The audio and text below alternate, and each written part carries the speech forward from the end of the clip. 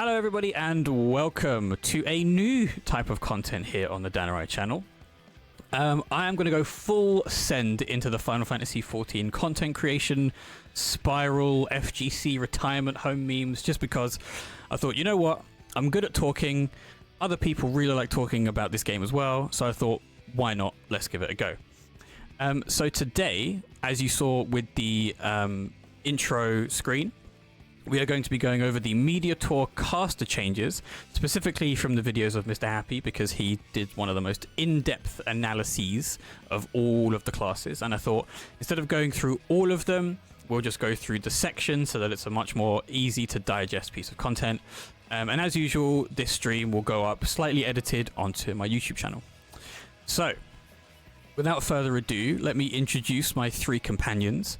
As you can see just to my left here, we have Roxas.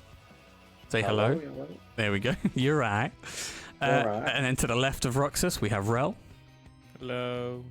And then to the left of Rhel, we have R'atoh. Hello.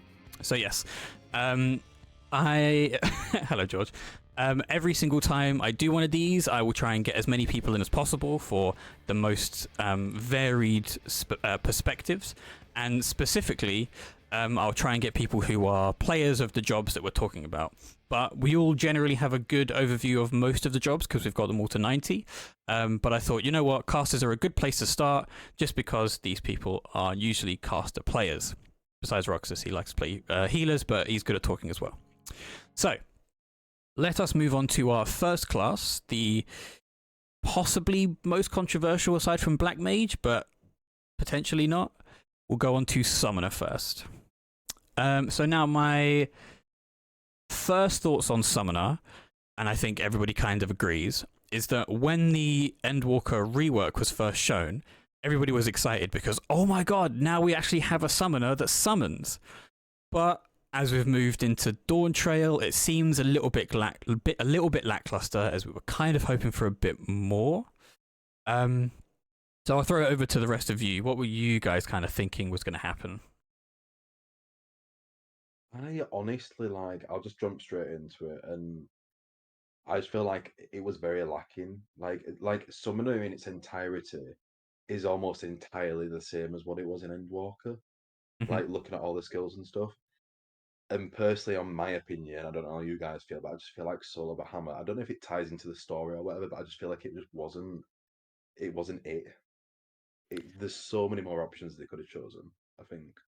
Yeah, I wasn't expecting them to make a new big summon necessarily. I was kind of hoping and expecting them to expand on the demi-primals. Or I was hoping that they would give us, because we have Groot, Aphid, and Titan, I was hoping they would finally, because they never gave us the Titan, the Eggy-Glams that they promised. So I was hoping they would expand them with the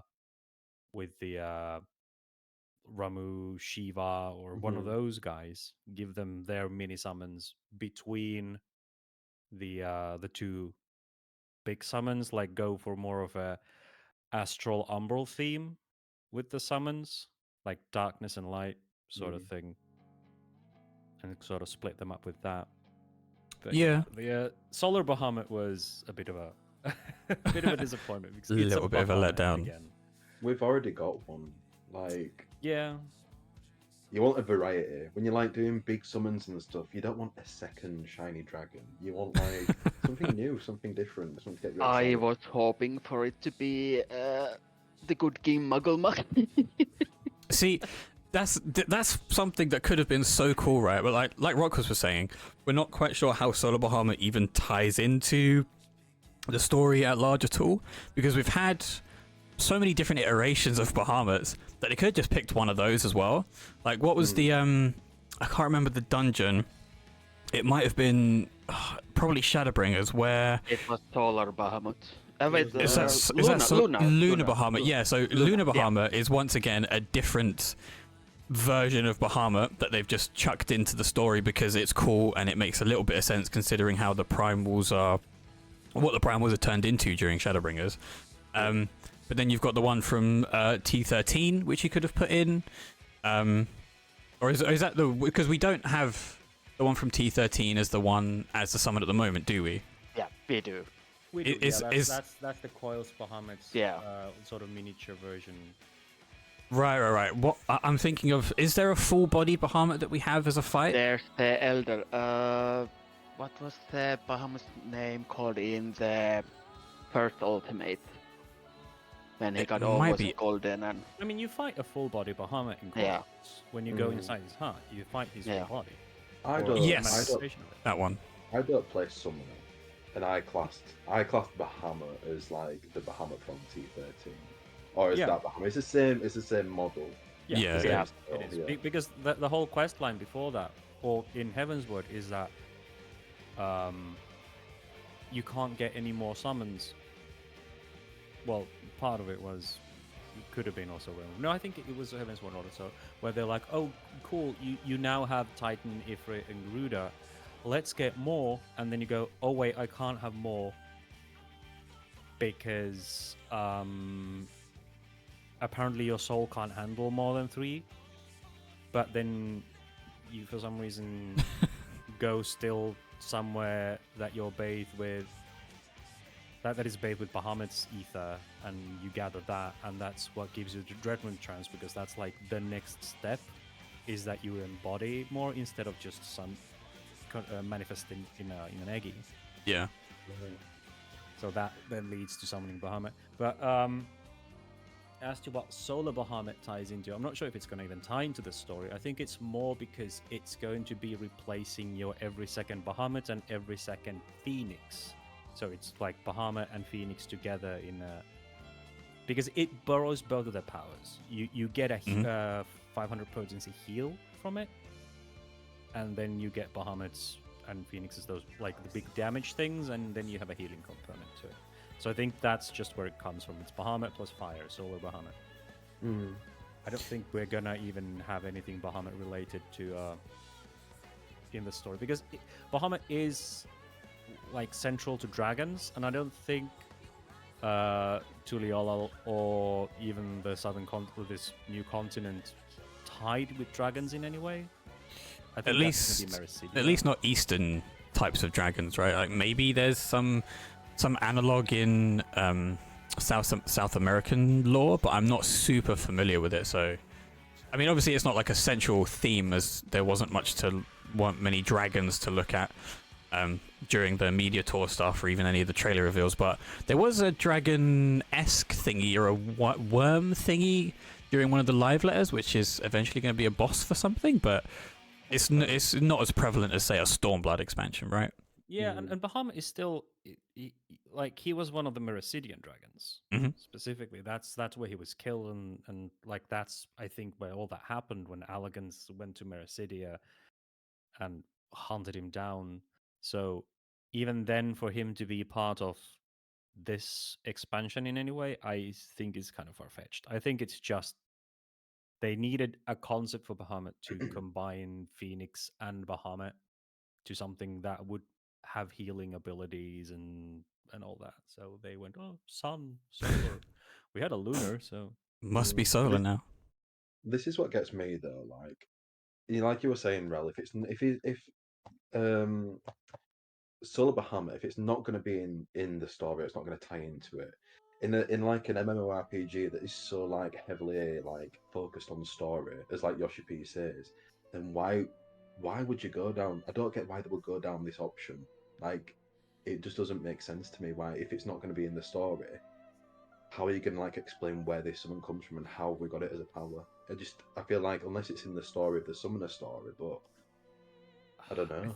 I think they gave it. I can't remember, but they gave it some explanation where it sort of comes from. I can't remember which nation it was, but it was like, oh, maybe it's their imagination. Oh, I think it was we were trying to think what Allegans would imagine Bahamut to be like. Yeah, because see that, because the summoner is ultimately a very Alleg centric job. The whole like core of the job comes from Allegan summoners or arcanists. Can't remember. I think it was summoners. Yeah. So it was like, oh well, this is kind of like what Allegans would have imagined Bahamut to be like. I think that was Potentially. the explanation for it. But I Whereas think- the T13 one is the Dragon's version, like probably closest to what Bahamut actually was, and then this is like, well, Elegance would have put it like this because you have the almost solar panels floating as wings, and it's very mechanical looking Yeah. as opposed to an actual dragon. I think just jumping off of what George is saying in the chat as well, is that the new heal is only to make up for not going into Phoenix. So I completely understand wanting new summons, especially the 3 base ones, and then a completely different type of mega summon.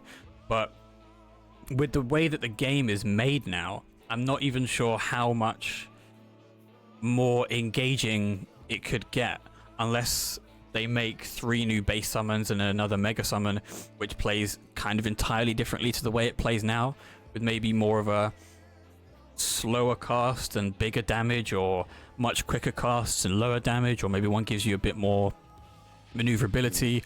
It's super difficult to try and gauge how they'd be able to balance all of these different summons, because if you get too far away from the core of how the game is played, you then turn, especially a class like Summoner, into something that can do a little bit of everything. But then, as it currently stands, it feels like it's a little bit stale because you haven't iterated on it as much as you could do to make it a little bit more engaging. So I think they're in a bit of a tight spot with Summoner at the moment.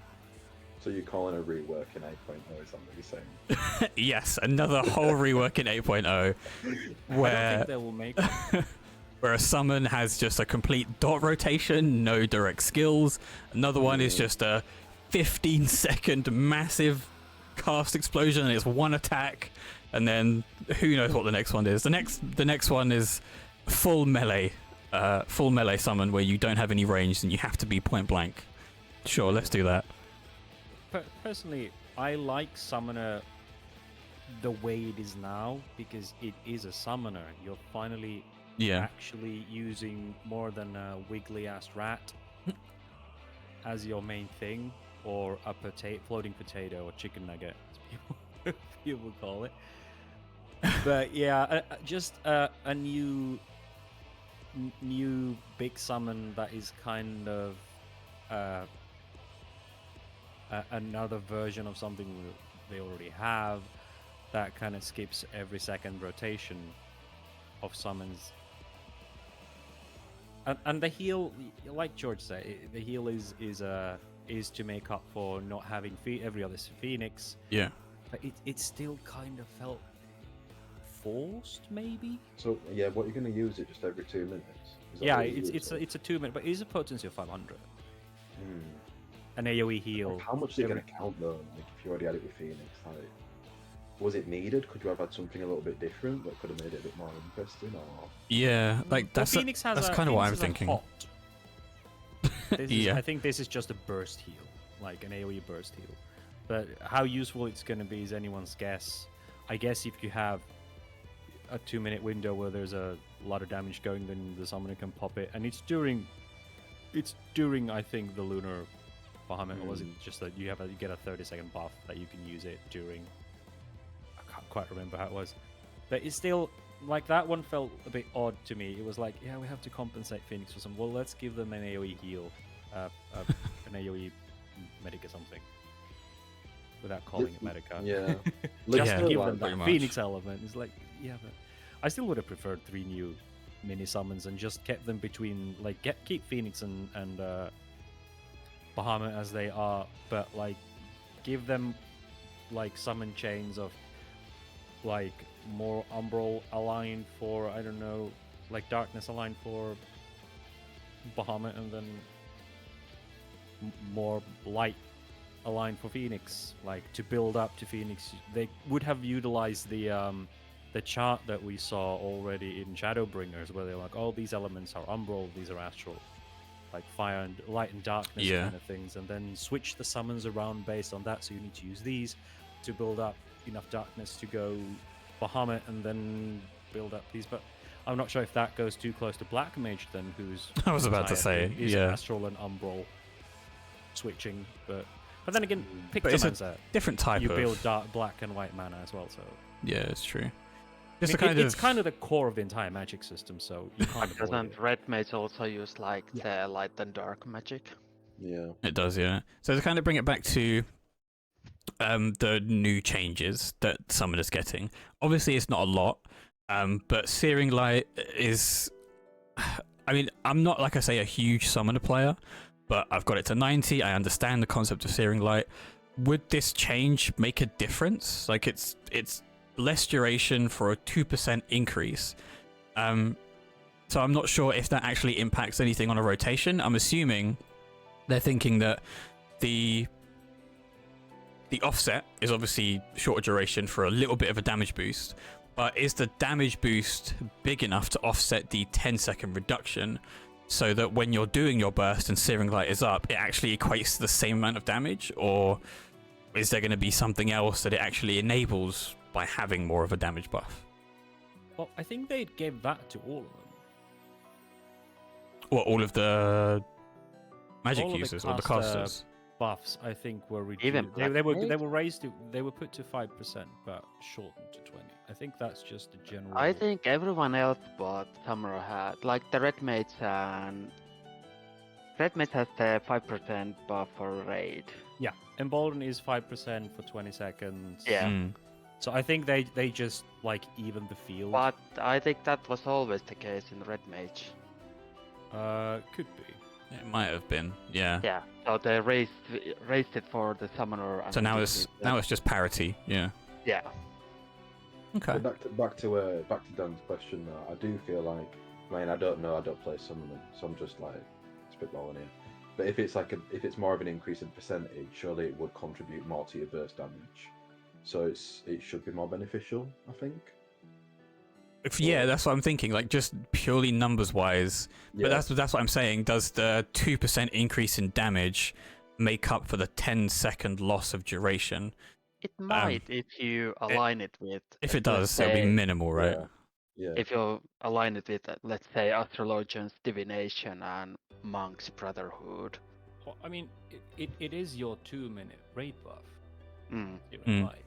So it's just, yeah. All the caster buffs are 20 seconds and 5%. So they just made the playing field even. Yeah. All of them. Just throw it out there. You've also got more to use in your buff windows as well now. Yeah. As though they've been giving the casters more off-global cooldowns. Like the follow-up to Searing Light. Yeah, So that's true. you'll have more to do in it as well, rather than just the percentage burst. Yeah, that's true. Yeah. You get one whole cast inside. Such changes, big wow. So yeah, I think that's covered Summoner pretty well. Like I say, while it's not potentially the most controversial change, it was in Endwalker because it was such a massive rework, but it's controversial in the fact that we were all kind of expecting it to be expanded upon a lot more than it has been in Dawntrail. So, you know, I can understand that sometimes summoners are a little bit disappointed in what they're getting now, but like Rhel says, you are now a summoner. You are summoning things consistently. While there may in the future be something to do with dots to maybe bring Summoner back to its original. I hope not. That's just another back to what it was, and they have to rework it again at some point. Well, I don't mean as in like make the Summoner class a dot class, but a summon could, instead of just being a direct damage class, have dots instead, so that when you then transition into the next summon, you have a bit more damage going into that next phase. I mean, you know, we're just fully conjecture here, but you know. Maybe. I'm not a huge fan of dots unless they are like central and interact with your gameplay somehow. So Yeah. just adding dots is. With like all these like changes and stuff, they are subject to change, and with Summoner being probably like the most minimal change or like weakest, as some might say, do you think they will change out before the expansion drops? Like noticing how many people are talking about Summoner and being like really very disappointed by it. Probably. Or do you think they will keep it? I don't think so. I think they'll keep it. Yeah. I mean, once we move on to Black Mage, that's one of the ones where they may change some stuff, but you know, I'll leave the Black Mage stuff for later on in the cast. But yeah, I think, like you're saying, it's one of the most minimal sets of changes that even though they could do something, it's so close to early access that I It don't is. think they will change anything. At Because they're most, probably 7.2. fine tuning stuff in our anyway. Yeah, I think earlier 7.2 when they, according to some articles, said that they are starting to look at job changes and job tuning to bring back more class identity around 7.2. But whether that's just live letter going, hey, this is kind of the stuff we're planning, or whether they're actually dropping something online, is anyone's guess. Yeah. R'atoh, any more things to add? Not to the summoner. No. Yes. That's does kind it of all, doesn't it? pretty much. I was about to say that's just it. That's what Like a summoner Square is. Enix, not much to add. Not to much to Summoner. add. Oh Lord. All right. But next we will move on to the Red Mage. Obviously one of the most unique classes in the way that it works with its mana system. Has some changes, but mostly quality of life changes, as with specifically manification, where instead of it just increasing your gauge and then you go into a thing, it now just gives you access to that thing. So like now with Reaper, for example, instead of you giving Plentiful Harvest and then it gives you 50 gauge to go into Enshrouded, it just gives you Enshrouded, which I think generally is such a good quality of life so that you don't accidentally overcap. But yeah, anything specific about Red Mage you want to talk about? Because there are a few things which I think, while small, they're big quality of life changes that just make the class feel even better. Thank Yoshi P for them making the AoE rotation take 50 mana, just like Oh yes, yes. so many times that I've Yep. started that when it gives you that voice effect, that well, the one that tells you that okay, your gauge is now ready. Yeah. And you start making the AoE rotation, and you're like, oh, I'm 10 mana short. Yeah, that has happened to me so many times as well. Yeah. I'm It's about to do the third slash and like, oh, I'm low on 10 mana. Oh well. But like now that you like look at it, it's such a strange thing to think that they wouldn't have thought about that before. No. Like now that it's actually here, it's like, well, you'd thought you just made it the same, but no, we'll make it. If 10 you more think or about something. it, back in Stormblood when the Red Mage came, you needed 80 black and white mana to do the 3-hit combo and end it with Sever Holy or Flare. Yeah. Yeah, Yeah. they brought that down. But Yeah. then again, manification would just double whatever you had at the moment. Yeah. So, like, things work differently then as well. Yeah. Do you think that's where the issue came from then? Because obviously, if you needed 80 and you were doing the AoEs at 20 each, maybe because that you have less than what you needed for the full stack. But now that the full stack is actually lower than what you would do for like 3 AoEs to get the 3 charges, maybe that's where I don't know where it's gone wrong now, or where it's like more difficult, or it just keeps going wrong. No, I think it's just an awkward number. Like you need just 10 more than the single target. It's like 1 or 2 casts more. And for me, it's really just the fact that the sound effect tells you, like you're mentally preparing for it, and then the sound effect comes that you have been trained to associate that okay, you're ready to go now. But it's for the single target and not the AoE that you're mentally preparing for. So it's really just a skill issue on my part looking at it, but it makes sense that they're both the same now. Hashtag skill issue. Yeah, like it's just weird to have it 10 more. Like I guess sure it does more damage because you have like the DPS is higher because you got more enemies that you're hitting, but it's a dungeon and dungeons are not serious business really. So No. I don't see why there's like an extra cost to it when you will not really use that in a raid environment probably ever, because I don't think they've really done ad fights like that since Heavensward, the A2. trash goblin room. Yeah. So I think nobody likes going back to. Well, that was a purely ad fight. Yeah, like super trash fights with Yeah. a lot of trash. Like sure, you had Eden Prime with the 2 big guys, but I think even back then, for Red Mage, doing an AoE rotation for two mobs just wasn't it. Like I think very few classes it pays to do an AoE rotation for just 2 mobs. Like the potency is just. Oh yeah, I mean generally for most of the melees, or even if all of them, if it's 2, you just do your single targets. Single target. Yeah. Yeah. It only But- I counts think like for Black healers Mage as was well. one of the few, like the only caster for who it was worth it. Yeah. And maybe Summoner because you could just dot them both. I'm just thinking about different fights that have trash mobs in them. So Seiryu, for example, has that trash phase, which you're obviously using all your AoE for. What's his name? Sephiroth has trash phase as well. Yeah. And then in But all of those Savage, are, don't AoE them down or you will die. It's kill priority. sure, yeah, that's the point. Because now I'm Well, you looking at can- it through a lens of like a 90 character where you can just tank all of the damage even if you are synced down. Then if you are unsynced, it's pretty easy to tank all that damage as well. But then I'm thinking about Savage, where you've got A8, I think it is. No, not A8. Is it A13, where you get the multiple tiers of trash mob, where if they explode, you then get raid wiped. Like there's the 4 ones at each corner, quotation marks, corner of the it's circle. Is it A12? Yeah. Yeah, and then you get the smaller ones, which you have to kill as well. So I'm just thinking they have implemented it in fights in the past. So maybe with these quality of life changes to AoE rotations and the stuff like Manification just giving you 3-step combo and Plentiful Harvest for Reaper, stuff like that, that maybe we'll be getting a bit more trash mobby downtime in fights in the so. future. And it doesn't even have to be really downtime. They could do it during the fight so that you have to kind of split the group.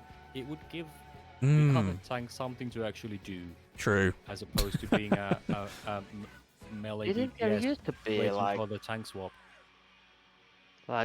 didn't there used to be like let's say ad phases during the raids? Like there was Mm. one in C13.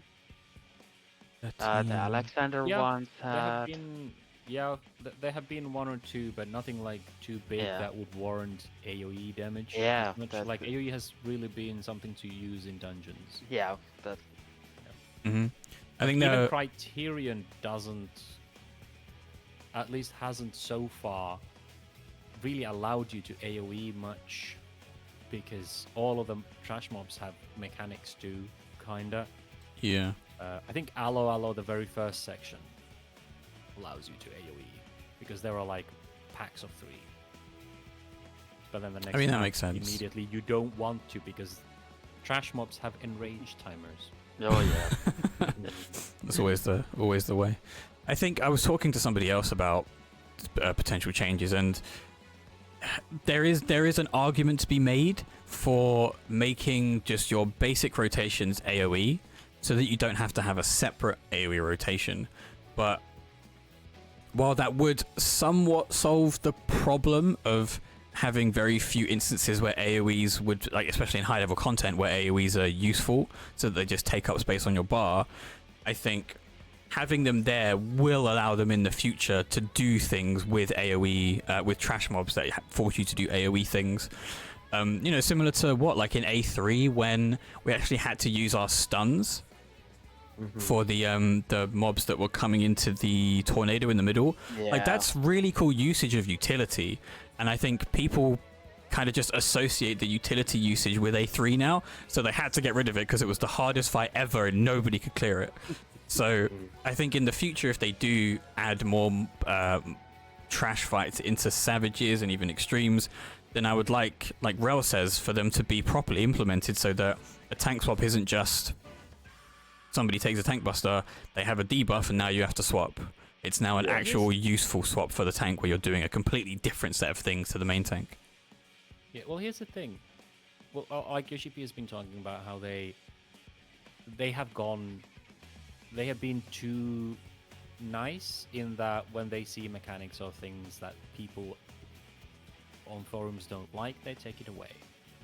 Yeah. Probably like having to use utilities like that in a fight, but also they have made one of the most useless skills in the entire game a role action for all casters, which is sleep. Which Sleep. doesn't work past level 50. Yep. But for them to go through the effort of giving that to every caster as a role action now, Even the healers should have it. yeah, it's a spellcaster thing now. Yeah. Well, I don't know if I don't remember if healers have it, but at least it's They got it with what expansion? The class skill as a healer. Was it the repose or something? Yeah, repose. They should also have the sleep, but It's just it's not only like AoE, single just single target. Yeah. I think it was single target for healers, but like Yeah. back in the Rhel Reaper times, Black Mage's sleep was it AoE? yeah. I'm trying to find it from the role actions from the rep Yeah. one, but I I'm thought pretty was sure they still made AoE. it role action now, which is an interesting change. I Mhm. think. Yeah, it definitely because is. That might lend itself to it. I mean, okay, it's a low level skill, so I don't know if they made it like, okay, well, you're a low level character, you can go play, and you can now sleep things. So if you pull too much. I think it is nice for lower level stuff, but like, I mean, Yeah. when Yeah, you're when I you're kinda first starting hope out, they would add that in, but like the only time it was actually useful in a dungeon was Brave Flux. Yep. yeah, First For that one sure. boss. So I hope that them making it a role action.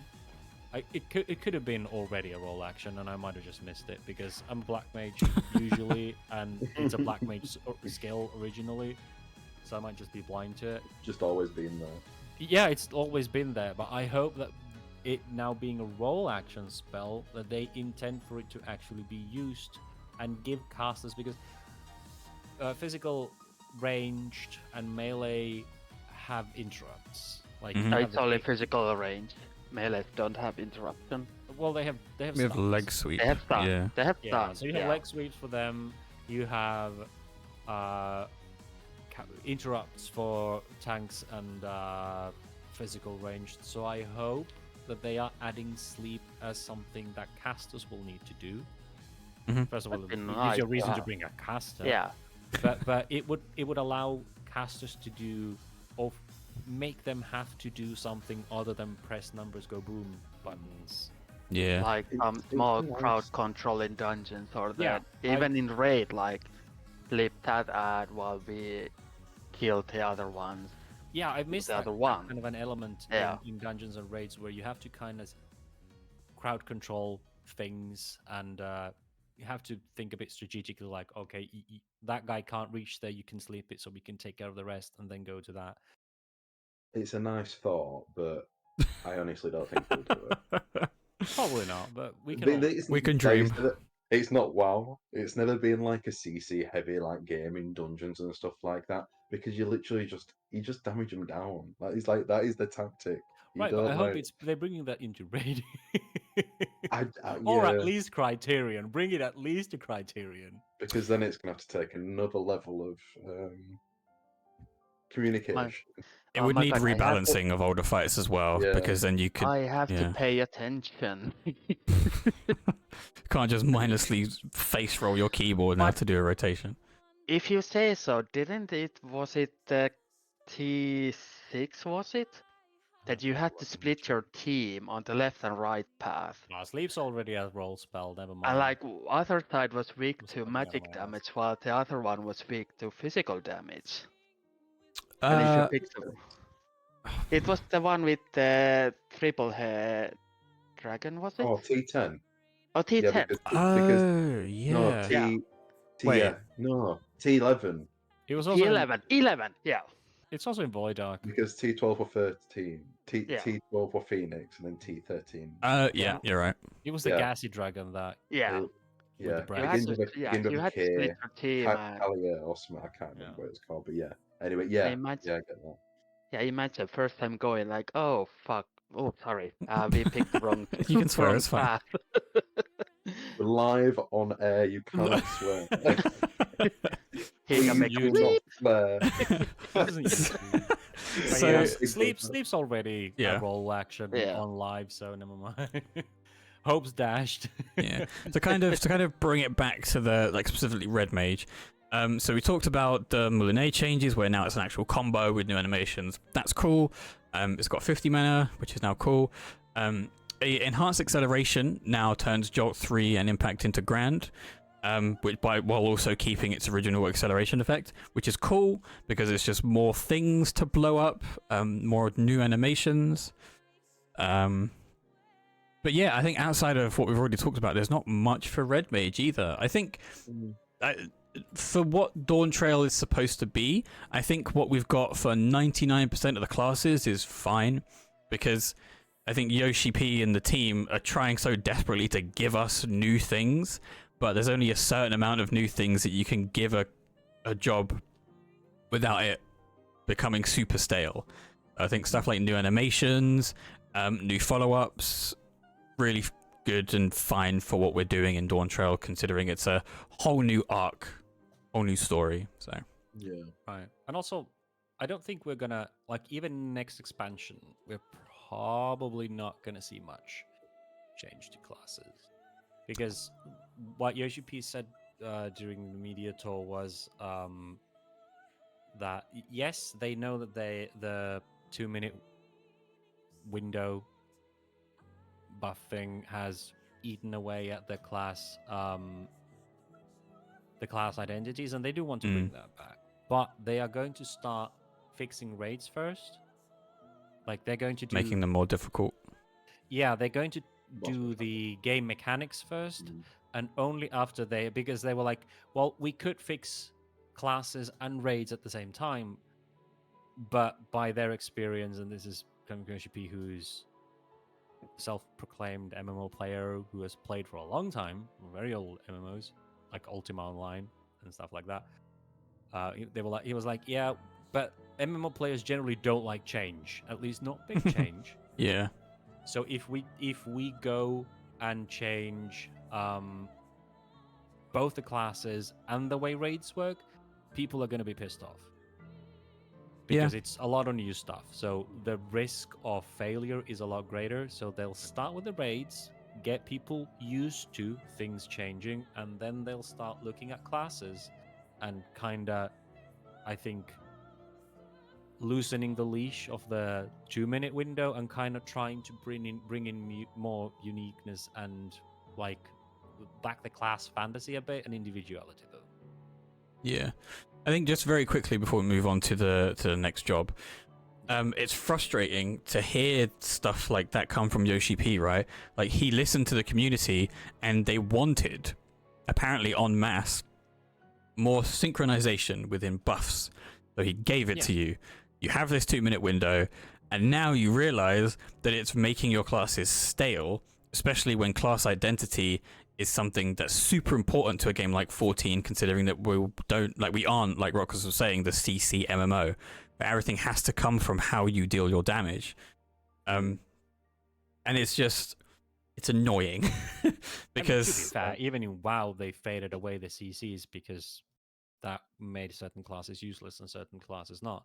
So they're like, just but I think while WoW did away with it, I think 14 could very slowly and to a smaller degree move into it, because we don't need classes to be CC classes. We have our role actions like sleep. We have leg sweep. They could implement mechanics that utilize those so that you aren't just focusing on how much damage you do. Certain roles the job to do something other than DPS. Exactly. And I think giving class or job identity or role identity specifically that way would be cool. But more class identity where a ninja is doing more Mudra stuff, a dragon's doing more jumpy stuff, that would be really cool to see. Anyway. Yeah, and your rotation doesn't have to be built up for the 2-minute window, which is something that kind of forces them to design them similarly so that they all line up at the same time. Yeah. And otherwise get kicked out of a group because, well, your 2-minute CD doesn't align with everyone else's, so you're useless. It's so wild that people even in 14 are wanting... It's not wild that they want optimal comps, but the fact that people think that it's not possible to clear even the highest level stuff without certain classes is wild to me. because every class is completely viable. Some less so, like suboptimal, but not wanting certain things. Even for mid-core groups, I've seen that happen. Like, bro, you're not world firsting any raid at the moment. Stop requiring certain comps just because you think it's going to make you prog quicker. Just frustrates me to no end. What dark side of Party Finder is that? I never see these groups. Well, it was more prevalent in the earlier expansions, but now as we're becoming more homogenized, it's happening less so. Yeah. But yeah. the It's like that. the pain of seeing this stuff has scarred me for life, where people just don't understand that every single class is viable as long as you're good at what you do, and as long as what you're wanting isn't these world first day one clears. Every class is fine. Yeah. Anyway, right, moving on to the most controversial changes for the casters, if not for the entirety of the job changes, Black Mage. Wait, there's controversy. Well, I know, right? Could never be Final Fantasy 14 with the best community in the world. So yeah, I mean, Black Mage is my least played because I've only just started leveling it, but I know so many people are worried about the changes. So if you guys want to take it away and just let me know and let us know what's going on. Worried? I'm excited. I know you are, here. but what people could potentially be upset about. I think people who play Black Mage know, like, full time, the good players, and they know the stuff about Black Mage. I think for veterans it's going to be a worry who play like the class a lot. For new people picking up the class, I feel like it'll be better for like new players to get on board with it, because it is a little bit more simpler in the way that it does stuff with like the mana ticking and stuff like that. Not being a thing anymore, and it just giving it a full burst of MP. But yeah, I do feel like it will be easier for new people. But for like I don't play Black Mage as well, but I feel like for people who play it all the time, I feel like it's going to be a bit of like, oh, is it going to be as good as what it was? Am I going to enjoy it, sort of thing? But When you say like the veteran Black Mage players are worried, this might, if like what Yoshi P said, that MMO players don't like changes too much. So this might be like, okay, I'm a veteran Black Mage player. I've accustomed to play it this way, and now you're changing it, so I need to relearn the whole class again. No, it's not really that. It's like if you've gone to the Balance Discord and looked at the Black Mage forums, like there's your standard burning your mana until despair, switching to ice, like the basic rotations. But then there are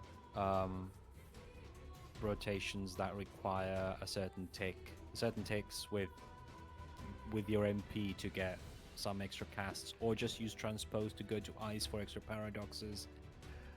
Like there are many variations of the rotation that are maybe not quite as orthodox as what is designed, and these new changes I think kill a lot of those things. Because your eyes now ticks, like you want to switch to eyes with Blizzard 4 to get your 3 stacks of Umbral eyes in order for your single cast spell to fully your Blizzard 4 to fully restore your mana. Otherwise, if you're on 1 stack of Umbral eyes, you just get 2,500, and that takes a lot of casts. There's no ice paradox anymore, which was an instacast thing. They just removed that. Paradox is only on fire when you switch from full stacks of Umbral Ice. So, in a way, I understand it for people who liked variance in the playstyle and liked those maybe more advanced rotations that allowed you certain flexibility and even increased mobility. Because we all know that Black Mages are turrets, they can't move. Yeah. But there were variations and quote unquote non-standard rotations that at least at this moment look like they're dead, and you are more railed into the standard rotation. But at the same time, what I like about it is that it brings a certain element of sure, it brings rigidity to the class in that you don't get your Flare Star, which is the new spell, unless you have cast your 6 Fire Force. Yeah. You have to do that, otherwise you lose the new spell. You don't get it when you finish it. And stuff like that. But at the same time, you know exactly when you're going to get your Thunders. You know exactly when you're going to get your Fire Starter, which is your Instacast Fire 3s. It brings predictability to the class in that, okay, once I finish this rotation, I will get those and those Instacasts, which means I will have them for when I need to move. I think the only somewhat RNG proc in Black Mage at the moment, or in Dawntrail, is going to be Firestarter, which can still proc from casting Fire Force, or I think Paradox, but it's also guaranteed. So they basically removed Sharp Cast because it's no longer necessary. You will get your Thunderhead procs, which is the new Thundercloud, which you get when you switch from full stack of fire and ice, like when you switch between them. Okay. So it's like I will know when I have my Thundercloud up or new Thunder spell, which is an instacast. Paradox is now instacast. You will have a guaranteed Fire 3 instacast. You will still have your 2 triple casts.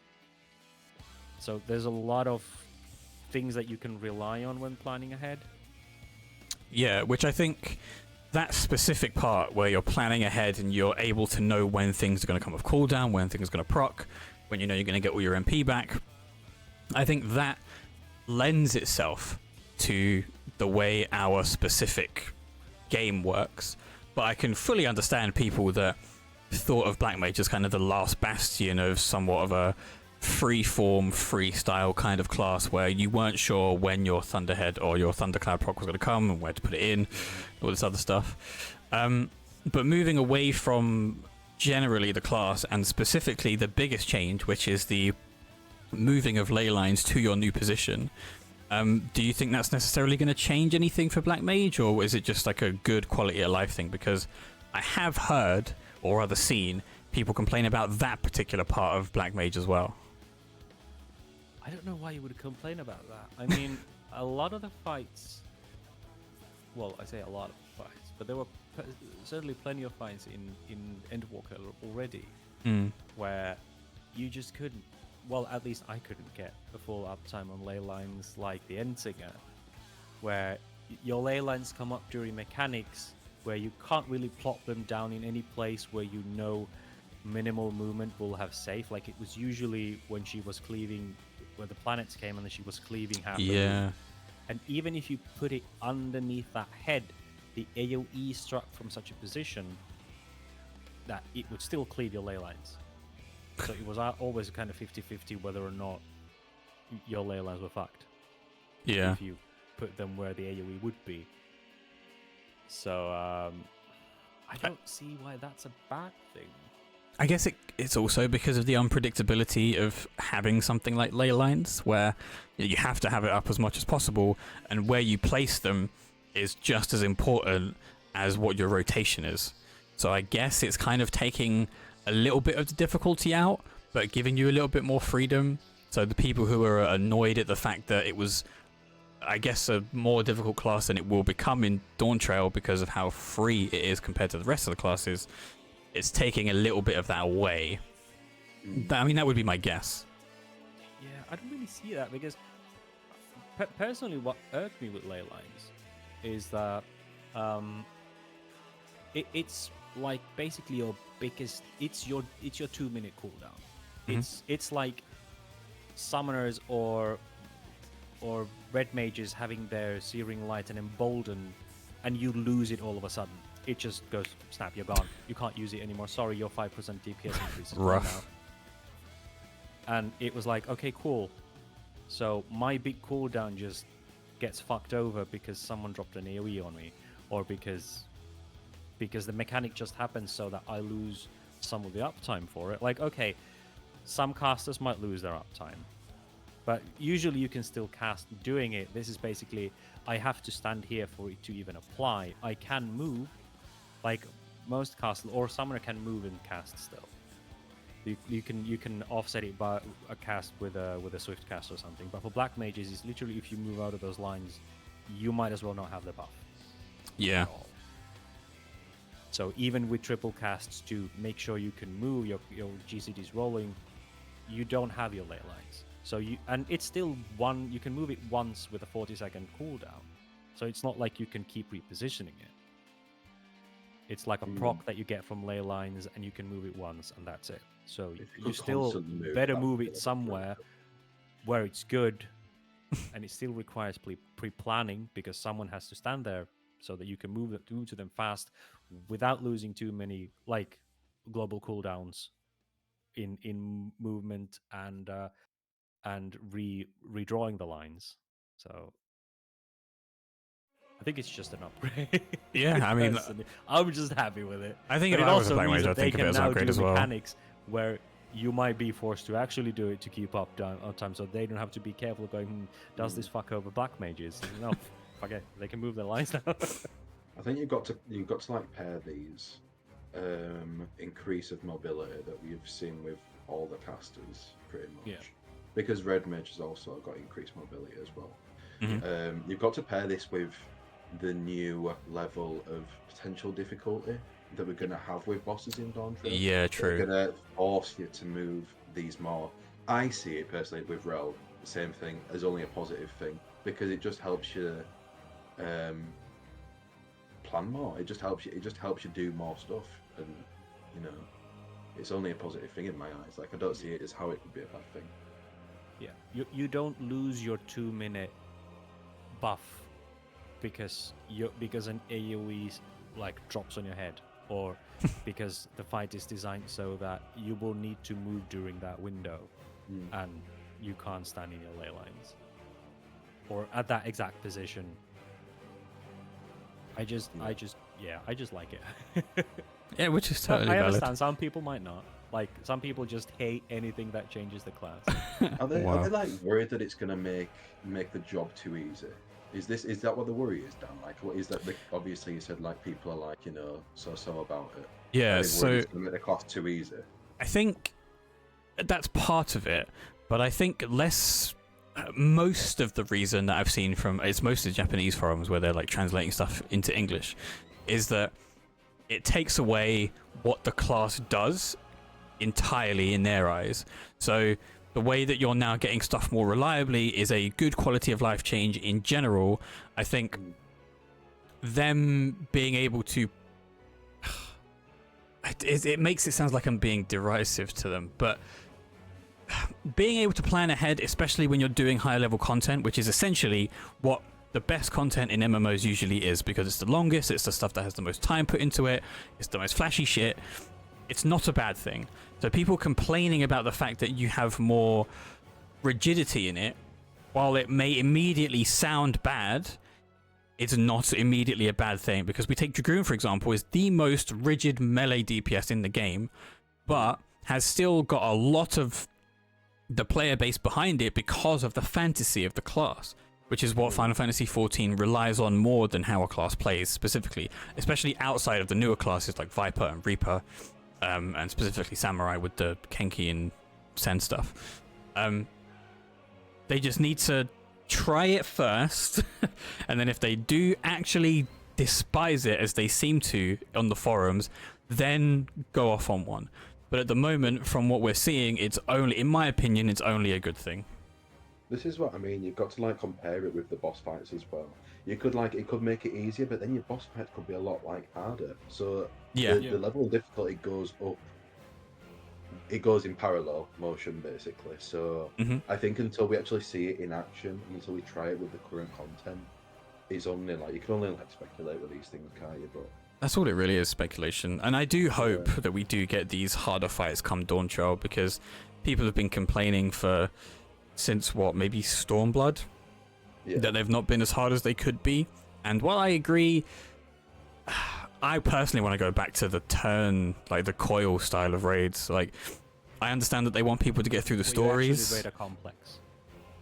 Yes, but also the fact that it's locked off to people like for story reasons. Like the story that you get for the main story is the story that you experience, and if you want the extra story, then you have to go through the raids, and that is the only level of difficulty that you have, because then there is no adjusting mechanics and difficulty from normal to savage, because all you're doing is giving people the mechanics of the fight as they are intended to be, not changing and nerfing and having to then buff a certain mechanic to make it harder. I personally would love to go back to that, but I know that's an unpopular opinion. Yeah, I don't really agree with that. I think the story should not, like, that's one thing that I don't like in Silent Memos, that the story in general isn't all that, but like having generally the expansion story being low, because in some of them the expansion story and bits of it are locked behind raids, like you have to do it on this difficulty to get an extra cutscene that will then explain things that happen later. But in general, I like that there is a quote-unquote story mode, because it also caters to people who don't want to do Savage but still kind of sort of want to dip their toe in the raiding environment. It's also kind of for those people who mainly raid 24-mans and stuff like that. It's you still get to raid, you get the raid environment, but you don't necessarily have to go through the hassle of Savage. But but in my opinion, that's what the extremes are for, because you have the story mode 8-man raids, which are easy. That's what they're supposed to be, because they're story. And then you move, the next step is the extremes. If you want a taste of the extremes, you get things for your character that gives you an eye level boost, like weapons or accessories. And then if you want the next step, you go into Savage. But the reason why I want them to go back to Coil, is the Coil style, is not purely because of story, but it's because of how the mechanics are. I think that it's a lot easier to balance mechanics and make them harder by giving you the individual pieces of content on their own, rather than having to take a mechanic from a previous piece of content and adjust it. And I trust in the development team to be able to do it well, like they have done since Heaven's Ward up to now, and they've been fun, some of them not. But generally, I think it's easier development sides to just have to do that. I imagine they start with the Savage version, to be honest. You think? I imagine it's easier to design the Savage version, and then you look at, okay, what do we take away? And still make it work. I mean, if that is the case, then the difficulty thing is completely moot, and I'm happy to admit that. But then, the only reward you get from it is gear. And I don't know if that is enough anymore for a lot of raiders. I think there's something more that could be given from Savage that you don't have to go into Ultimate for to get that experience. I'm not sure what it is. It might just be a bit more story, where you're rewarded for fully completing a tier, where you get a bit more story on a specific character, or a bit more story on the specific raid, or something that you can only experience, that somebody obviously uploads it to YouTube, if you complete the raid tier. I think we've had the same cycle for so long that it's just become expected now, but I don't know. It was like the second door boss, and the second boss, and the end one and stuff. You expect it now. Yeah, exactly. A door boss is just standard now. And I mean, I know I'm not talking about Black Mages at the moment, but door bosses, in my opinion, are really cool, because they are a check to get to the first proper fight of the raid tier, and I really like that, especially when they're difficult in and of themselves, because it sets you up for an expectation of the rest of the raid.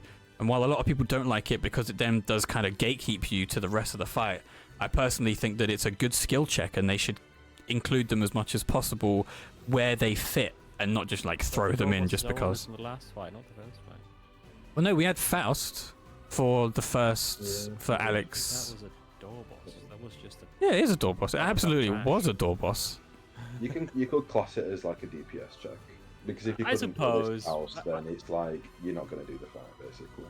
To me, kinda. To me, that was I suppose it was a door boss of that time. I suppose. I think that was the dying remnants of them doing raids the WoW way, before they found their package of raiding. So you're talking door bosses as in the last tier of the last fight of a tier having a boss that then like transforms.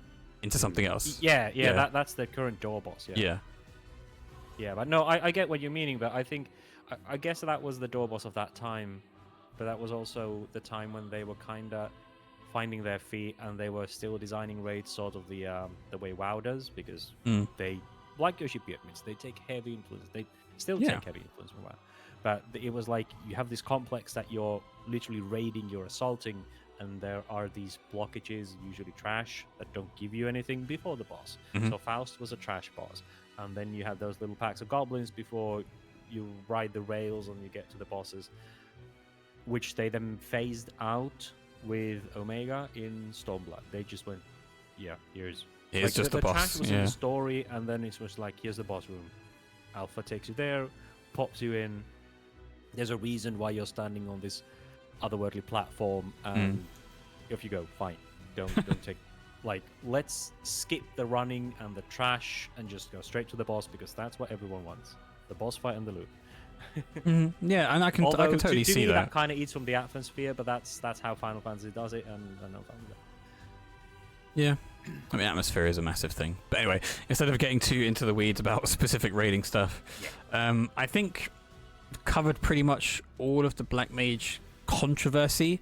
I think if there's anything else that you want to mention, Rhel, because you're the more experienced Black Mage among us. No, overall I was really pleased with the changes. Like, I think Mana Font is the upgrade to Mana Font is very nice. It's and massive. again, it's massive, and it also it gives a lot more movement. It's like a full reset in it or something for Black Mages. It's less like more new reset. It is exactly. It is a reset to your fire phase. So basically, you get full mana. You get your full stacks of Umbral Hearts, which reduce the amount of mana that your fire spells do. You get all of your procs. So basically, you just restart your fire phase. So it's probably going to be like you use your Flare Star, Mana Font, redo. Yeah, build up a new. You get the Thunderhead proc and then the Paradox proc as well. Yeah. Fire starters. Like, you get everything. It's just a new continue your fire phase and redo. So it's probably going to be something you use. Actually, what was the cooldown on that? It's basically your second 2-minute cooldown. You use that when in your burst window, and you do 2 full cycles of fire when everyone's buffed you up. Because that's what everyone else is there to do. I think Black Mage has like changed so much over the years. Consider like when you said that, it literally was a turret class. Like, you didn't move like hardly at all, and now you've just got so much utility and movement. It baffles me actually. Like, how much it's changed. It's changed a lot, and yet at the same time, I feel like it's something that's maybe changed. Or stayed similar to what it started, maybe the most, in that Summoner's been getting so many iterations, but at the core, you're still switching between ice and fire. It's just your skills or your spells evolve, but you're still doing the same thing that you did at level 50, which is casting fire, going to ice, casting fire, going to ice. It just expands me, doesn't it? Like, yeah. Yeah. I think it's one of the classes that had such a good base that it's been easy to build around, and such a clear concept that they can keep adding to it without going like, well, where do we go from here? Unlike the old Summoner, which was like, well, we can't possibly expand on this anymore. There's just too many dots and shit, so let's rework it. Yeah.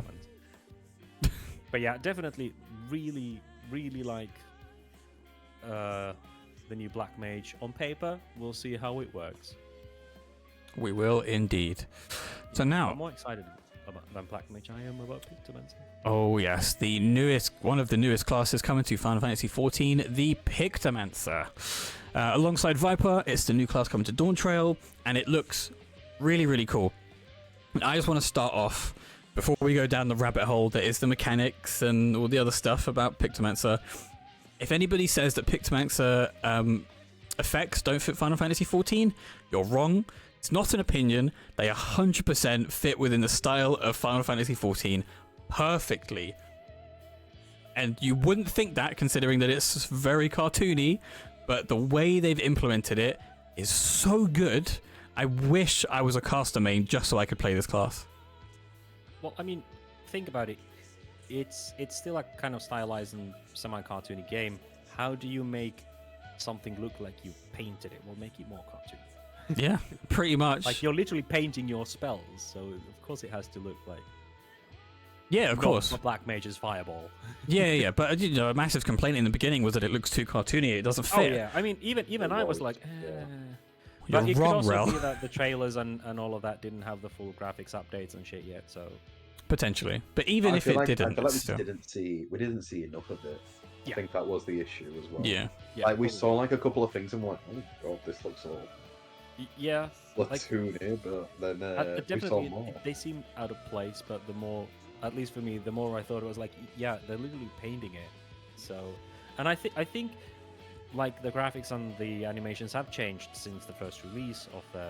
It could just be in my head, but I'm pretty sure they've kind of added detail and improved upon what the initial job trailer showed us. Oh, potentially, because the job trailer would probably have been done weeks, if not months ago, before they released the.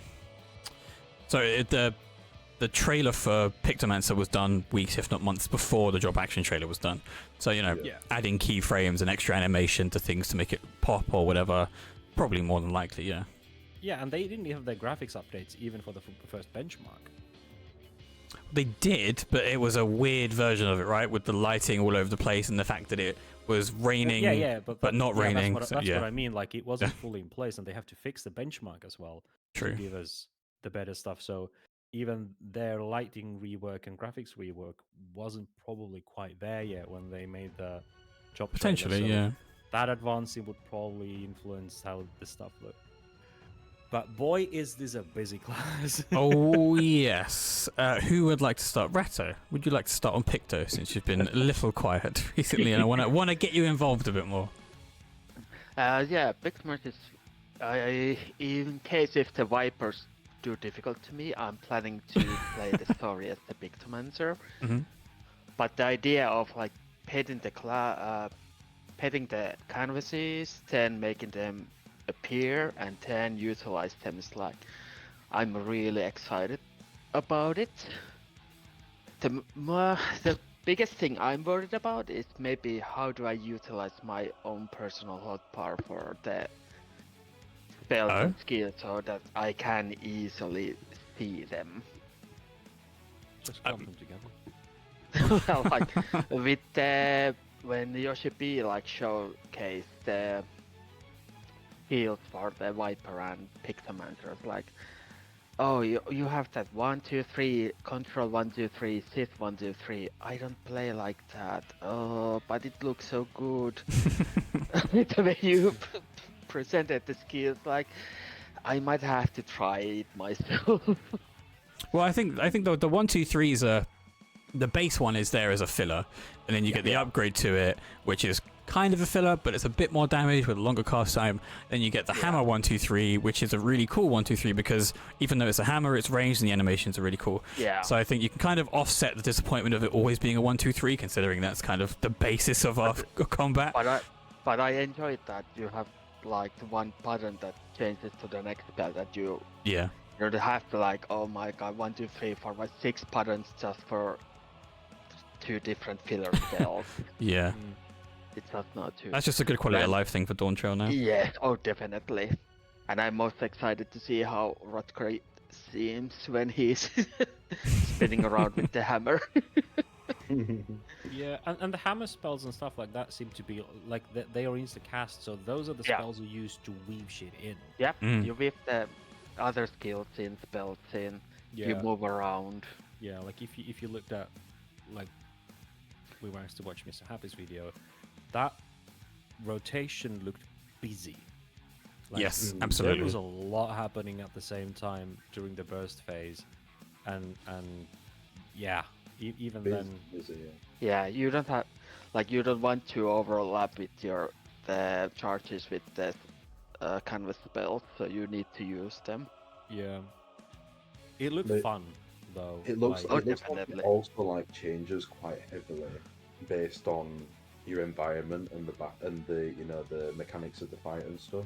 It Yeah. feels like your burst and your rotation will change depending on that. Yeah. Mm. Also, like black mages, your buff is a fixed area. Yeah, I was Yeah, about to say, it's I true. just But it's realized. bigger than that of a black. Yeah, I just realized I was about to say that. Yeah, Pictomancer's buff is just a bigger ley line. It is, but I mean, obviously, it's compared to ley lines. It's bigger, but you can't move it. Does it also give a party buff? I can't remember. Yep. It does. Part Yep. the Starry fun Muse appeal? gives it's the 5% 20-second buff, but for the Pictomancer, so long as you stand within the field of grass, Yeah. your filler spells are instant cast. Right. Almost, at Okay. least. Wasn't it inside? Well, no, it's a It was 25% reduction quicker. cast spell. Yeah. Yeah, but it like That's when you do your dark base. yeah, your black paint spells have a longer cast time, but in that they are a lot Right. faster, so you can do your higher damage rotation during your buff window.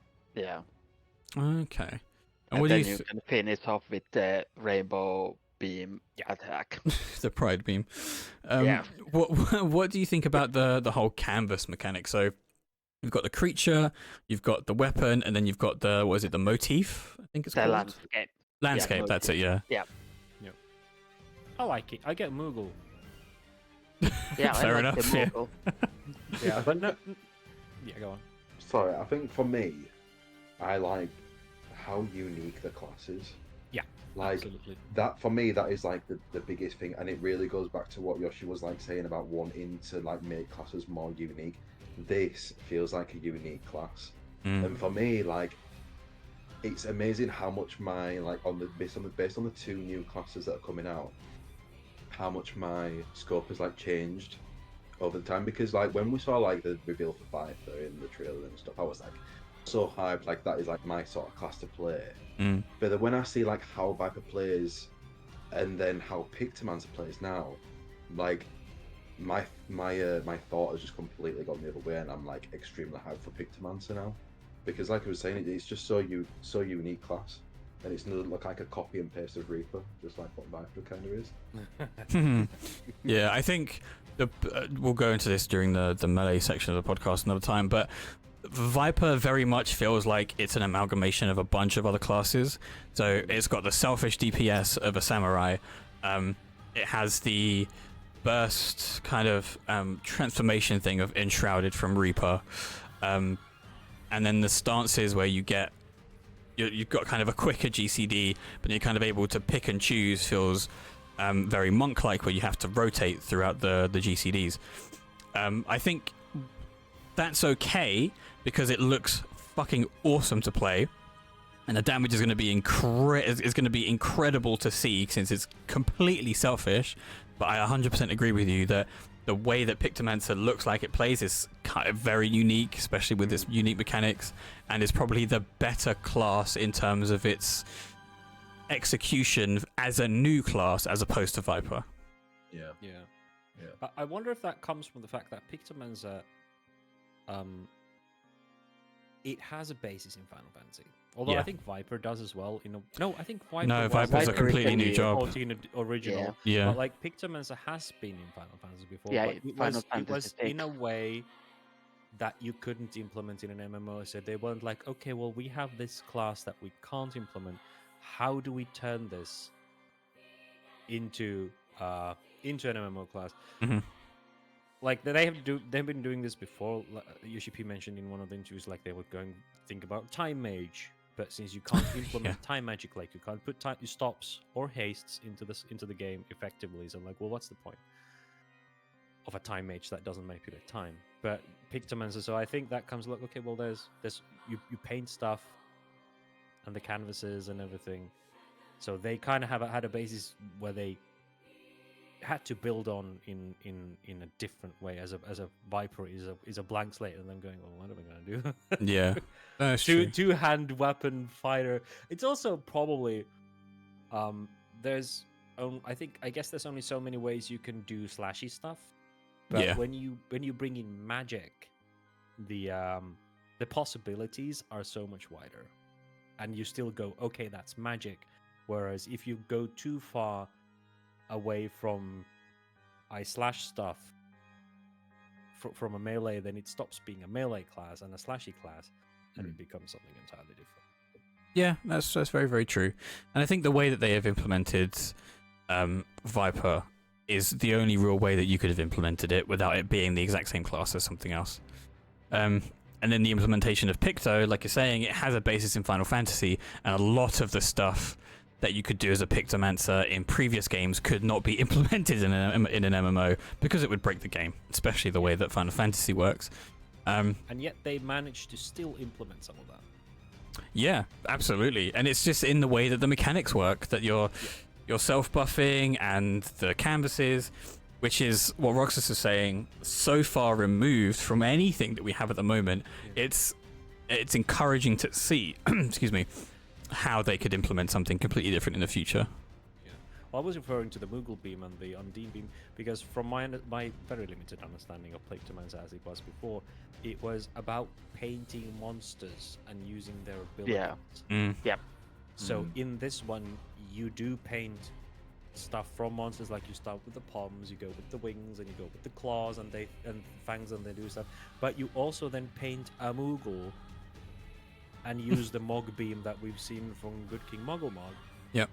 Undines we haven't seen yet, but that's still, and it's still another beam. But it's still, you paint a creature and use it, and their limit break is a fucking Spriggan.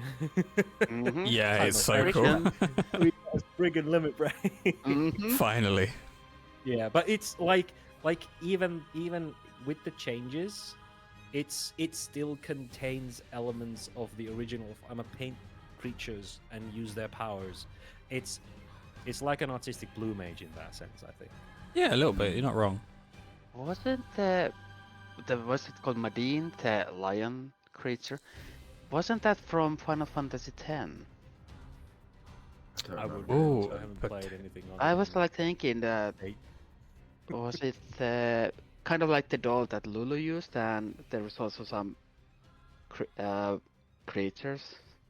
I remember. I mean, you could be right. Oh, it could be. It Yeah. could be actually. Yeah. Yeah. But I don't know if it's like where it was originally from. I feel like it No, was no, from no, one no. before that though. You see, what's the beam actually called? I call it Undine, but it's probably not. I think like as well with Pictomancer, another thing that I really like and how they've just done such a good job with this is that it can be expanded on so easily. Yeah. Oh, absolutely. Like with the canvases and stuff. Like Mhm. that's another aspect that you got to think about. Like how well they've actually done this job where it can be expanded on with new canvases, new creatures, new landscape, whatever.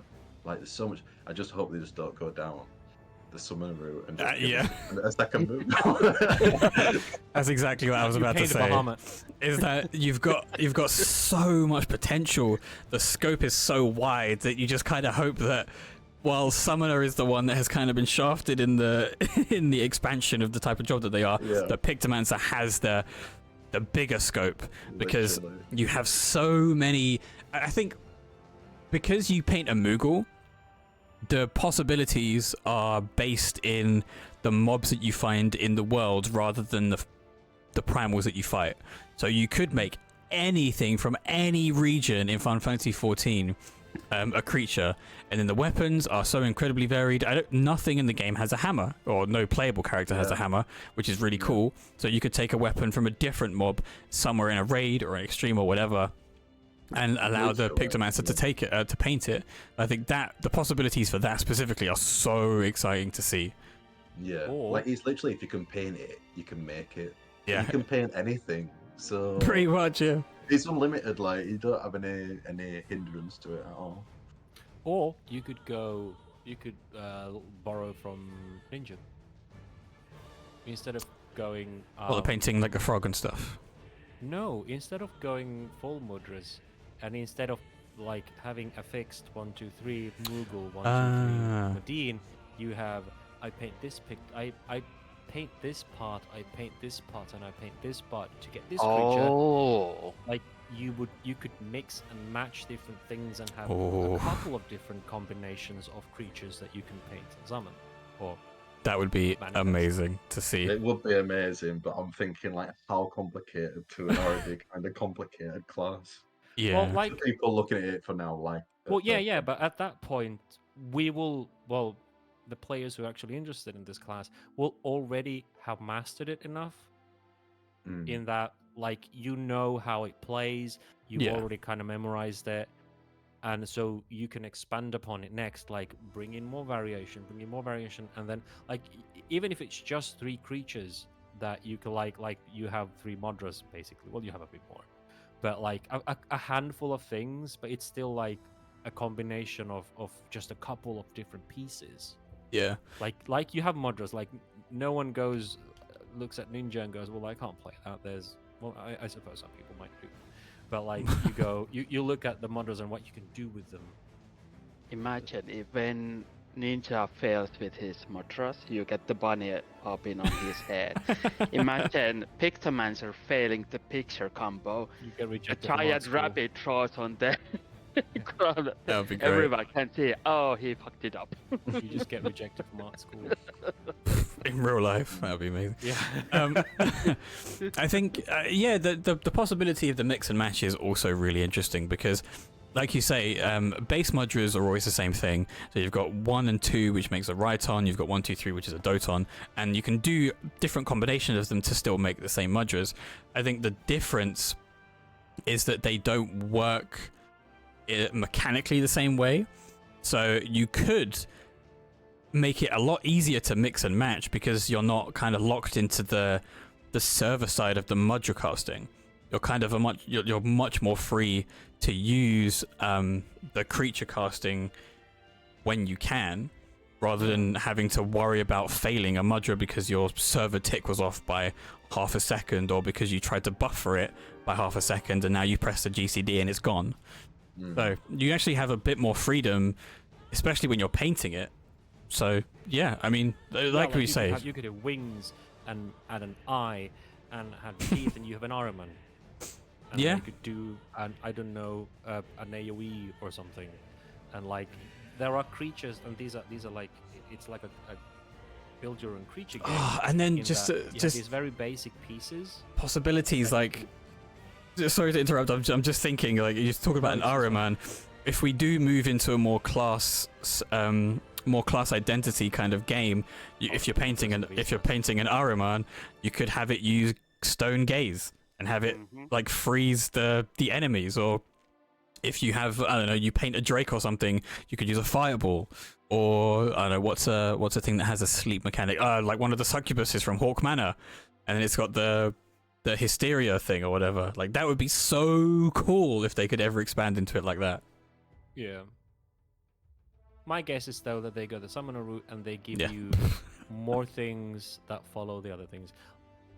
When I originally saw the class, I was so sure that the filler rotation, that when you paint, then those certain colors would influence what you paint. Like, you collect paint from those, and that would influence what picture you paint in your canvas. Turns out it wasn't. It was just you go either for Holy or Comet. But, like, they could still add that painting your filler rotation in certain ways gives you colors that you can then use on your canvases. But that might, I don't know, that might force you into playing a slow filler thing when you don't necessarily want to, unless Potentially they make it so that it stacks. And yeah, but at the moment, yeah, absolutely looking forward to leveling it and hopefully maining it. I have been bothering our raid leader about it before he even started recruiting. I'm like, I'm playing Picto. playing Picto, bruh. And So R'atoh's being like, if he doesn't let you play Picto, just leave the group and come raid with us. fair, to be honest. Trying to poach me. Well, can't blame him. So then, moving on from the kind of canvassy stuff, let's move on to the utility. So we know it has some utility, but it doesn't have the major one, which is a raise, which is completely fine though, because it does have some self-utility. Let's talk about that for a minute. Yeah. Interesting. I was trying to think of other casters, and So Yes, Red Mage has an ability called Barrier, but it doesn't Yeah. actually give you Barrier. It's an area mitigation. Yes. But Pictomancer actually gives you, if Yeah, I read it correctly, a shield. yes, 20% of your max HP shield. Yeah. Which you Yeah. can spread to make it a 10% AoE shield. And if those shields break, then it becomes... it shortens the cooldown of your barrier, your personal thing by 30 seconds. And as Mr. Happy pointed out, if they break before yours break, you can recast it again. yes. Because so long as you're under your tempera coat, you can respread it. Which is a really cool design decision, in my opinion. Yeah. Yeah. And has it also got like a follow-up, like ability as well? Like where if you fail to do it the first time, then you can use like is it called Tempera Grassa? Yeah, Yeah, that's a 10%. Like you use it on yourself, and then you can spread. Yeah, you use have Yeah. on the 10%. 30-second window that you have the barrier shield. And if it's about to go down, you can use the second version of it to make it a raid wide shield. Yeah. Right. But That is I actually believe really cool. I believe that like yes, you are right in that there is a follow-up. I think it was that if it fully breaks, You get you the can use an short- AoE heal. Wasn't the AoE heal was from the buff, the raid Yeah, wide buff? the landscape. Yeah, it's from Oh, Star that- Prism. Yeah, from Star Prism. yeah, Yeah. yeah, that gives you the heal.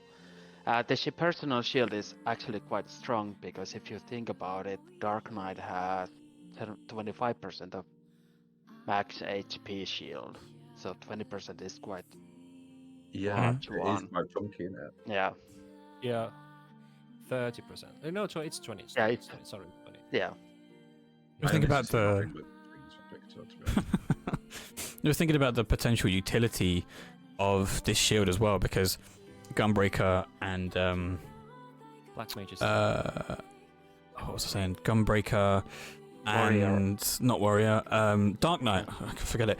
Dark Knight have these things that you can put on other classes or the other Yeah. people in the group, and then if you need to, you've got this extra shield that the Pictomancer can just use every 120 seconds. If it gets broken, it goes down to 30 seconds if it's a spread. If not, it's 60 seconds, which is still really good.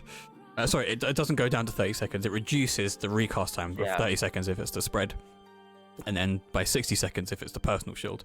So there's a lot of potential with that specific part of utility, where it will probably come in handy for people trying to do like one healer runs as quickly as possible, because the less damage you take, the less you need a healer for. Yeah. Imagine Pictomancer taking a tank buster with the huge amount of shields from both tanks and Oh, man. Pictomancer Imagine like wings from Paladin and Yeah. the Okay, let's shield not forget from. that Black Mage still has a bigger personal Darkest- shield than It Like still a has mana sniper. wall. Yes, we know. We know it has mana wall. Yes. Yes, it's 30%, so Is it mana let's wall? not go praising Pictomancer Yeah. too much. Yeah, but you can't use mana wall on anybody else. You have to use it but on yourself. Like the Pictomancer Oh, shield and wait. everyone else is weaker Was it than his own. 30% for the Black Mage? Yeah, mana wall is 30%. Yeah. Yeah, Oh. Pictomancer's 20% personal and 10% for everyone else. That's because black mages never move. But now they've got a reason to move. So, So now we need to get rid of mana wall entirely and give it to Yeah. Pictomancer. No. Also, Rhel just wants to Pictomancer stand in gets, AoEs. dash. Yes, it Oh, yeah, does. Which is it's the Not as much. only it's the only caster that think- has a specific dash, right? Yes. Yeah. Whereas the and rest of them it have was a targets. 5 seconds Movement not speed. sprint, Increase, but yes. quick move. Yeah. Yes. Yeah. Go soak that tower, whip. I was like thinking this, like, do you think black mage has still got like less mobility than Picto, or do you think Picto's got less I think mobility? Picto's probably I still got think- I more. think Picto is more I think might be more Pictomancer static. would have the most mobility above No. all the cats. No? Really? No, No, I think actually Pictomancer is now more static than Black Mage, because Black I- Mage has I a lot of think so.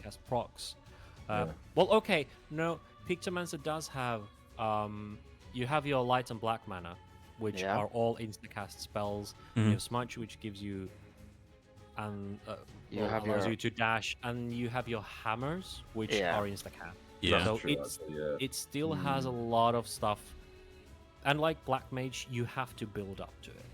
Like if at the start, like from an empty slate, Black Mage probably because you have your triple casts, you have your amplifier, which gives you a polyglot.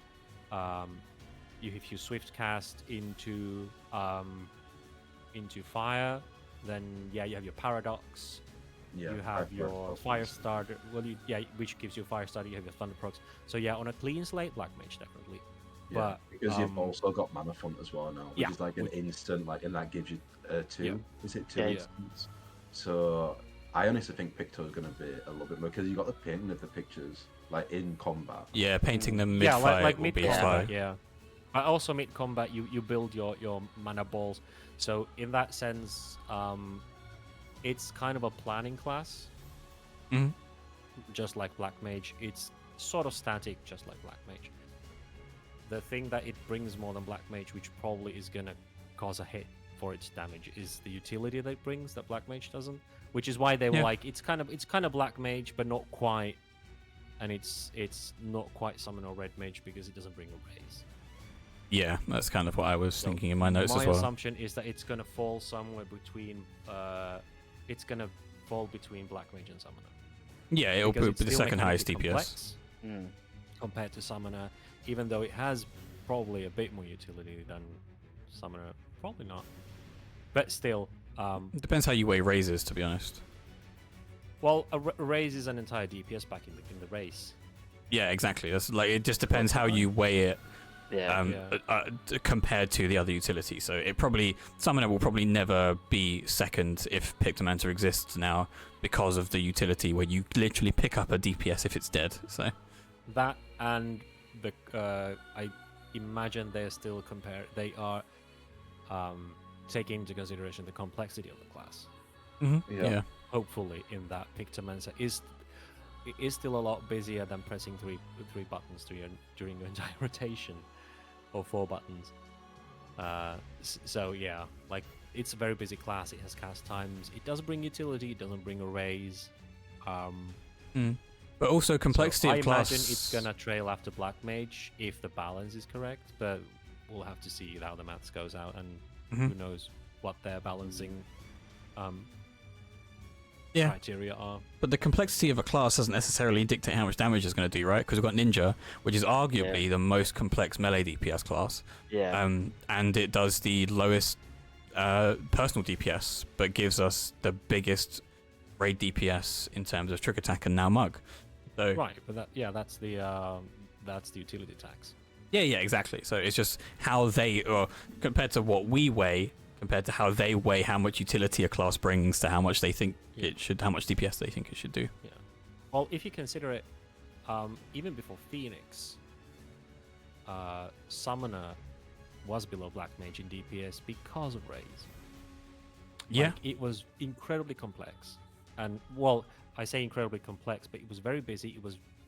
It was a challenging class to play. I think even more so than Black Mage, because of how easy it was to fuck up and how tight the rotation was, in a way that you could easily drift it, even by just following it if you didn't wait the current amount of split seconds before casting certain skills. But it had a raise, so they tried to balance it in a perfect situation. Black Mage always came on top. Yeah.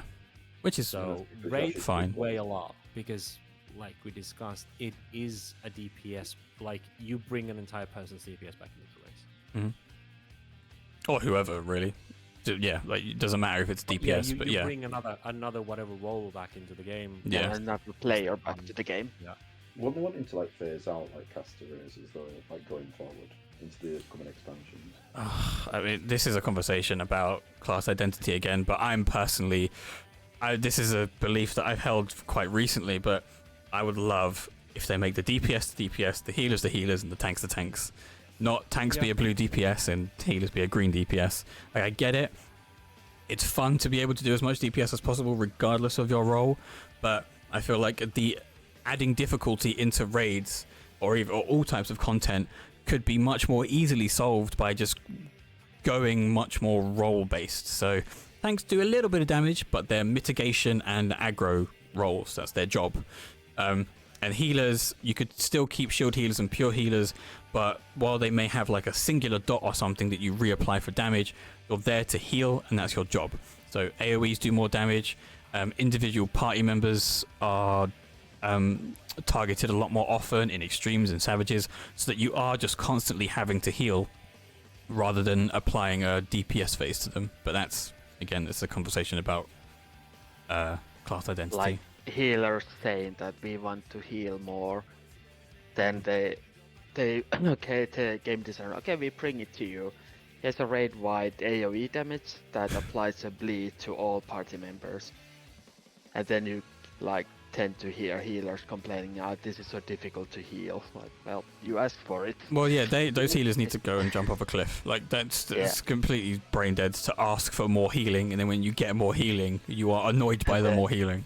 And then you also have players like, you're a healer, you do your global cooldown heal, and you're like, what do you do? Well, I'm healing. No, you don't do that. You need to DPS. Like, okay.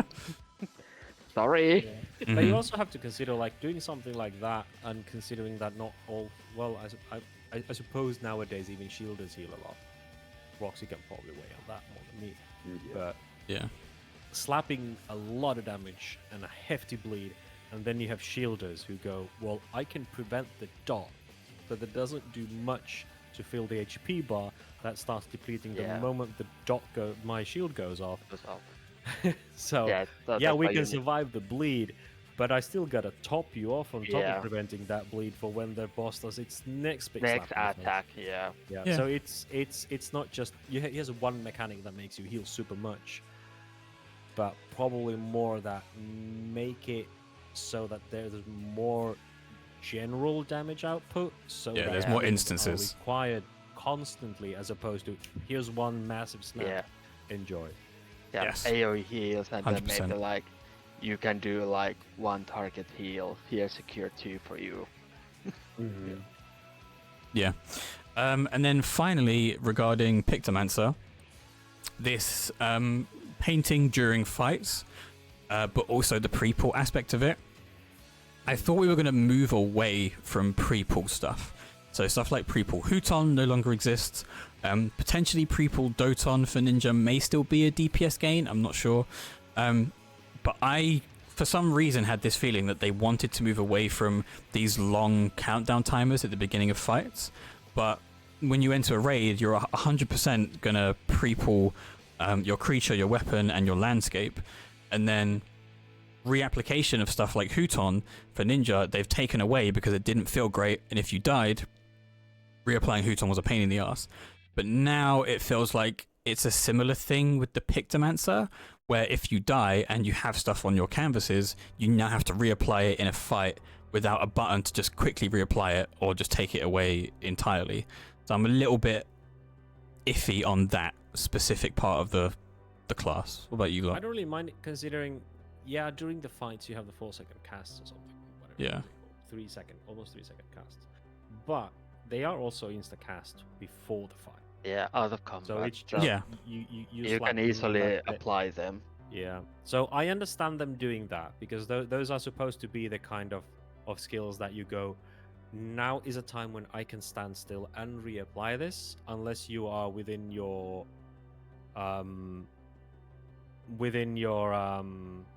flower field. Then I'm not mad that they are doing it that way.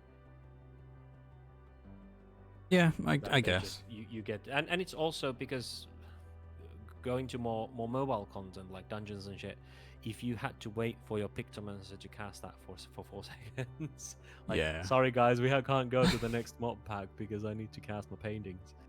Well, if you think how much of like a pre-pull would it be though, just to do the canvases? Like, I mean, you can just like it's do 3 them straight away. GCDs. Yeah, so it's not really, a lot. Like, massive time, like, you know. like if you consider with the astrologian, you have to wait for 30 seconds. Oh, card before drawing. pulling. Yep. I think the most at the moment is like Dancer, surely. Probably. Like, But then that you've got right? the red mage hard cast on like the thunder or whatever it is. But Yeah, 5 seconds, but that's doable. You can fit like 3 canvases within. oh yeah, red yeah. mage. I think less so the pre-pull stuff and more the mid-pull Yeah. stuff. But you know, But if you remember back in the old days, summoning the fairies or the summons took 5 seconds, was it? oh, maybe. Yeah. Or like Yeah. it was really Can't long remember. counting time. And then they have slowly moved away from it. But, Yeah, thank God. yeah, Like, yeah, I know. the animation was nice, but when you were like, oh, I died, I need to summon my Garuda again. Hang on. 3 or 4 seconds. I'll Yeah, be I right know. there. So, is there anything else in particular with the Pictomancer that any of you wanted to talk about?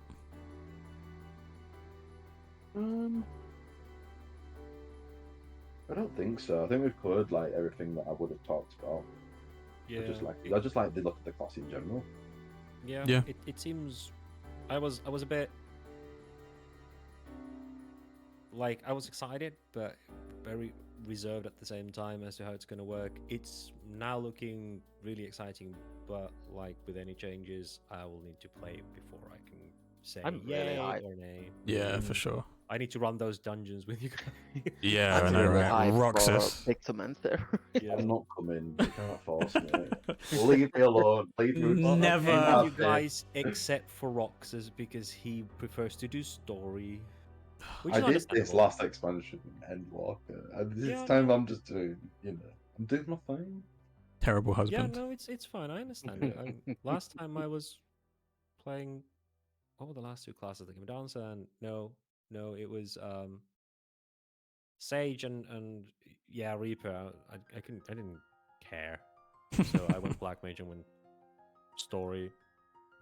Yeah, I mean that's, I that's understand it. fair enough. I mean, luckily I didn't do a lot of the Garlemald side quests, so as soon as I log in, I just go to Garlemald at level 80 and just start doing those in between dungeon queuing. So Oh yeah, because Endwalker quests are Yep. level synced. all the story ones got you to max level as well as doing dungeons. So a lot of the side quests you never I needed don't to have any do. side quests because I've done Heck. all of them.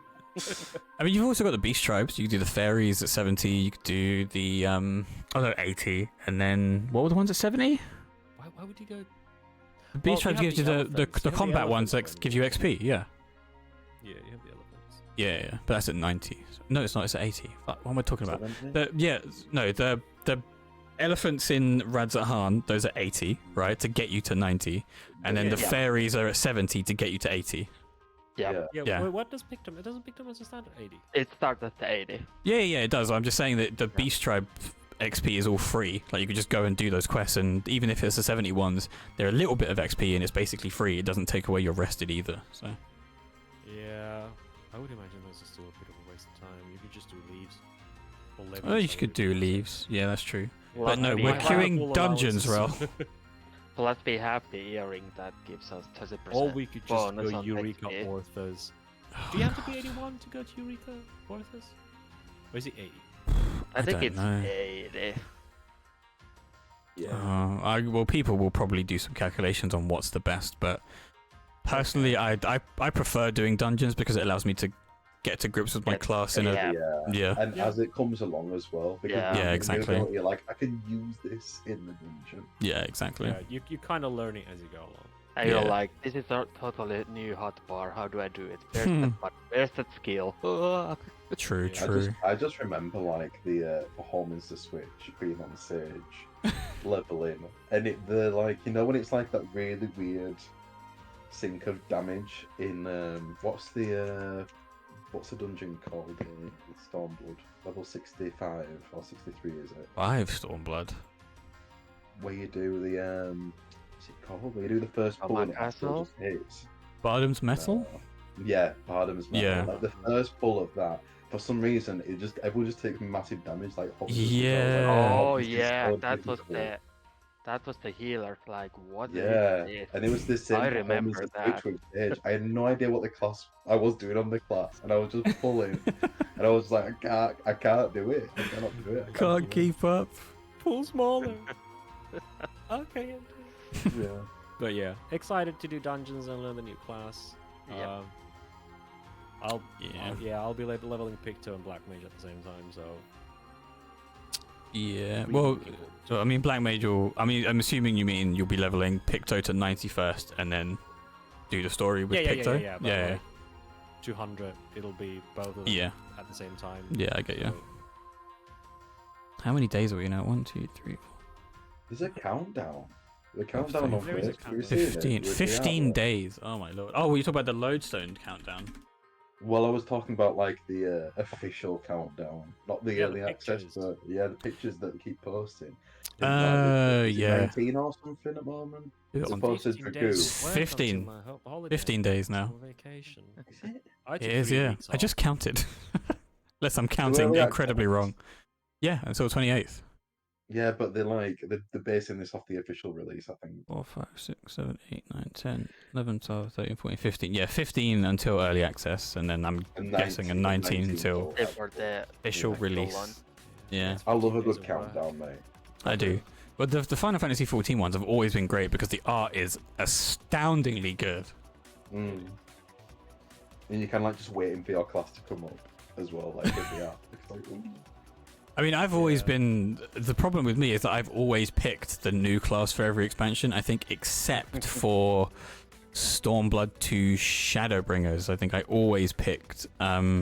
So from A Realm Reborn to Heaven's Ward. Oh no, I was Dragoon, so I stayed that, and then Dragoon to Stormblood, and then when Stormblood came out, it was Samurai. But then Samurai until. I think Reaper? What was that Samurai again? I can't remember. Basically, I've always done the new jobs first when I liked them, so...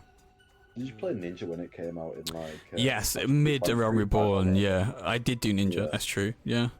That was so like weird now to think that it came out like Mid-expansion, yeah. mid expansion, yeah. And they said they'd never do it again, which I Never don't again. blame them. Mm. Yeah. Yeah. So it must be so much work mid-expansion. Like, get them out of the way as soon as you've dropped the expansion, then you can work on any bug fixes that you need, but not a whole new fucking class. Yeah. Right. So if that is everything, I would like to thank you all for joining me. That was a lot of fun. Well, thank you for having us. It was a lot of fun. No probs. Next time, I'm not sure what it will be. It will probably be on the physical ranged DPS, since it's the Get most ordered and- closely. Yeah, I'll check in the Discord and see how many people want to participate specifically for that one. But if you would like to join me again, feel free. The more people, the better for more opinions. I don't blame. Like, Rolls is probably better than me not mouthing I off. mean, I mean, that's fair enough. No, I think the bar changes were great. I wish they Yeah. had cast times. I feel like Back I've to worked Heaven's my way Ward. through casters pretty well, so I think you can do it now. Yeah, but you're an ultimate raider. I I'm the True. most do casual savage at ultimate best, raider and ever. that Paul is I've done like 2 on release, and then I have a break from one. So I think I did what I do. I did Uwu, and then I missed Perfect Alexander, and then I did DSR. DSR, I think it is. Yeah, Yeah. and then Mr. Omega. So now technically for the new ultimate, I should be coming back on again, but we'll see. Fingers the crossed. friendship ultimate. Right, we're going to leave it there. Thank you everybody for joining me. Thank you everybody for watching and popping in. If you like this type of content, please hit the follow button and potentially subscribe to the channel so that you get updated when we go live, and then to subscribe obviously to support me financially if you have enjoyed it to that degree. I will be uploading this with slightly edited to YouTube in the coming week or so. So if you didn't want to catch this live and you wanted it just in the background as a podcast to listen to, potentially even to fall asleep to, it will be there for you very shortly. So I will say that's goodbye from Roxas. Goodbye. That's goodbye from Rhel. Goodbye. Goodbye from R'atoh. Goodbye. And goodbye from me. I will see you very shortly because I'm going to be jumping back on to level my Black Mage so that Rhel can berate me for being bad at it. But until then, I will see you soon. Take care and stay safe.